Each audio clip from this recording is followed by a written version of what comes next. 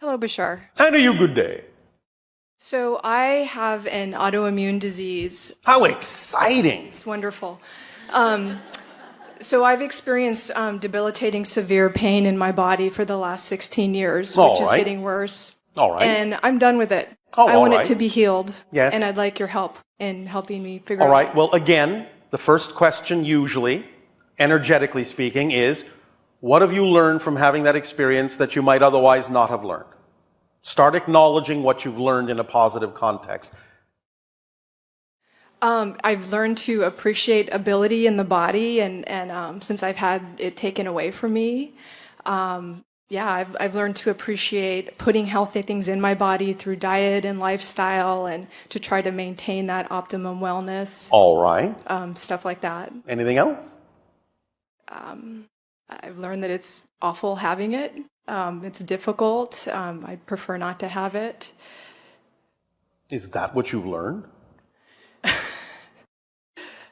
I guess I have to dig deeper to really feel into the deeper lessons that I've learned by having it. Then that might be a good thing for you to start with. Because when you start acknowledging how creating this for yourself has served you in a positive way, then you will be acknowledging that you've learned the lesson, and then the message doesn't have to be delivered in the same way. You understand? Yes. Because you're saying, I'm willing to get this, I'm willing to learn, without necessarily forcing myself into a situation where I have no other choice. Because I've arrived at a place where I am not giving myself any other choice but to know these truths for myself as true. You follow? Yes. Now, I do have one other suggestion for you. Mm-hmm. Anything that you have learned from having this experience, have you in any way, shape, or form been teaching others who have similar experiences how to gain positive lessons from having it? No, not exactly. What do you mean, not exactly? Well, I'm in the helping profession, but I don't think I've directly tried to help other people who have chronic pain. Why not? Since you are an expert at it. Well, I haven't mastered it, and I haven't overcome it, so I feel Why like do you I need think to you do need that. to overcome it in order to teach how to deal with it? In fact, what makes you think you won't be a better teacher by still having it while you are also sharing what you've learned from it that might help someone else? Well, I just don't feel that I do deal with it very well. I feel like I suffer from it. There's suffering that comes from it. Stop. I'm not talking about the physical experience. We've just had a conversation where you've admitted that you have learned some positive things that you otherwise might not have learned by having this experience. Yes? Yes, That's the conversation. I see. And while you're having that conversation, not that anyone else has to do it that way, but while you're sharing the possibility, the option that they might be able to turn it around and ask themselves that very interesting introspective question of, well, if I hadn't this experience, would I have learned what I have learned? Would I know what I know? Would I be the person that I've become? Maybe, maybe not. Maybe that's something I really need to look at. By opening up those questions in their mind, by sharing this idea of what you've learned with them, you may find that you will no longer need to experience it that way, and you will overcome it as a process when you are sharing what you have learned from it. Not before you start sharing it, but as part of the process of sharing it. So You understand? yes, I think I do. So being of service through my experience would be very important for me. Being of service to others is the best way to be of service to yourself, because you are contained within the collective. So when you're willing to support the collective by being your true self as best as you can't be left out. You understand? I see. You're including yourself in that, paradoxically, by not focusing on yourself. I see. That's how it works. Because then you're out of your way. You've gotten out of your way, and you can let the reflection of what service and help you're giving come back to you. That's the origin of the old phrase, to help someone, you'll get it back tenfold.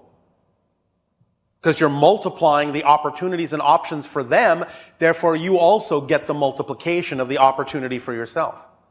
And it transforms things for them and you. Yes? Yes, I see. Giving of yourself and allowing others to receive what you have is the best way to heal yourself as well as give them the option to heal themselves. Never hold back your gift. Never hold back your knowledge and learning. Those are the things people are waiting for. And when you hold them back because you think that what you have to share isn't worthwhile, you are compounding dis-ease in the world. See where we're going?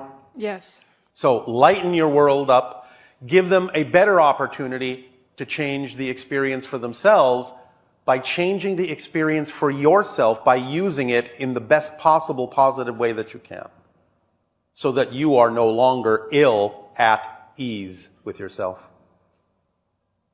Does that help you? Yes, it does. Thank you. I have another question, another line of questioning. So, I don't know exactly when it was. Many years ago, I opened up as a sound channel, which means that energy comes through me through tones and sounds. And I started channeling something called the language of light. Yes. So I think I know what it is through my intuition and my experiences, but I'm also very often confused about what comes through me. So are you familiar with the language of light? I understand what you're saying, but the only reason you're confused is because you think you have to think about what's coming through you. And the thing that's coming through you is not something you can think about. You just have to let it through. Mm-hmm. So now, what you're basically saying is you're allowing yourself to become a healer. Yes. Well, then in transmitting that vibration again to others, you give them an opportunity to match that vibration to heal themselves, and in the process, you will also be healed. So you are simply admitting that you have all the tools you need to move forward with this to heal yourself by helping others. Okay. Keep moving. So, here's the thing about it. So yes, what's the thing? So I express sound healing or tonal healing and in the language of light with my close circle of friends and that people who resonate with that kind of thing. Yes. But there will be others who resonate with it. I have images of helping larger groups of people and it inspires me and it's my highest excitement. Yes. But it scares me to death to actually expose myself in that way in front of other people because it's an odd thing. I beg your pardon? Well, it's You're talking to an alien. But you and me are alike. We get each other. That's the thing. And the people in this audience probably get it too, right? But not everyone does. So I guess there's a fear. Okay, I'll stop.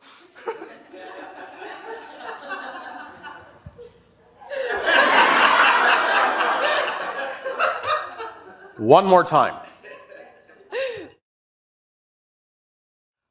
You never have to worry about people that aren't your audience.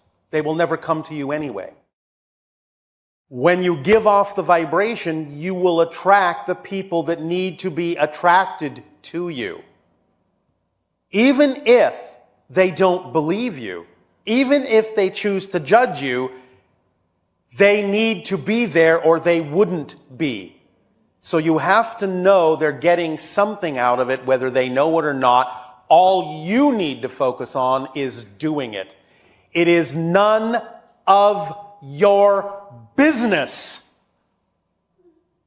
None of your business how they choose to receive or not receive it. Not your business. Do you understand? Just do it so the ones who do know how to use it are given the opportunity. You don't have to even think about anyone else.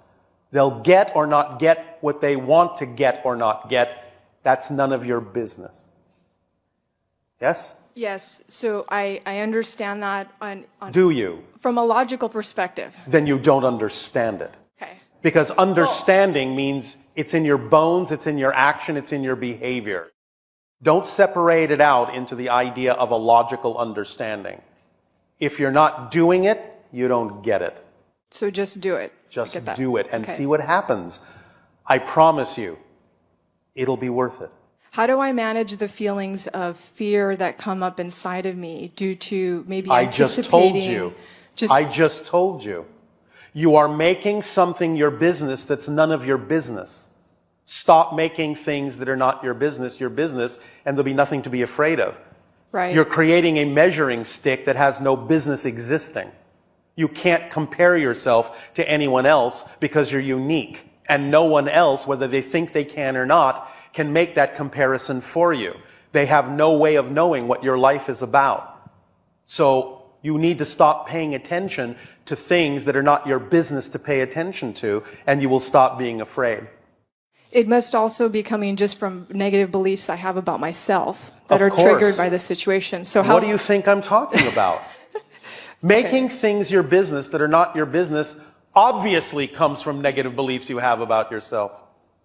Make it obvious and let it go. So how do I dig for those and help unearth them? I just told you. You are under the assumption that you have to do something other than understand what I just told you. Understanding, really wrapping your mind around what I just told you is actually sufficient. Stop thinking that there's anything else to it. Stop making things that are not your business your business. Just do what you do.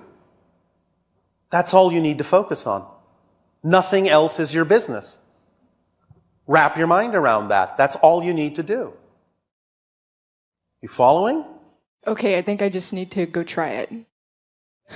You just need to go do I it. need to go do it. Yes. Thank you. Thank you, Bashar. That's how you learn. By doing.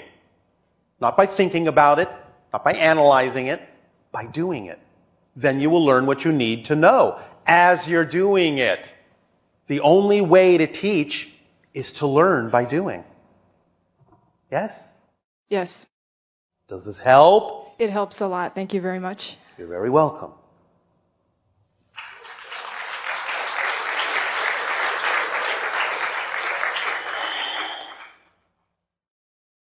One moment. Many people that we have these dialogues with sometimes feel that we are very stern and tough. This is a good sign. If we felt you had a long way to go, we would coddle you along very gently, little bit at a time. But if we perceive that you are this close to crossing a barrier and really shifting in a major way, remember, you're here. And being here means you're asking us to push you over that line. So push, we will. But if we push, that means you're not that far from changing. It may feel like a long way, but in our perception, you have literally fractions of an inch to go. So we'll push you over that line. So it's a good sign when we push. It means you're close, very close.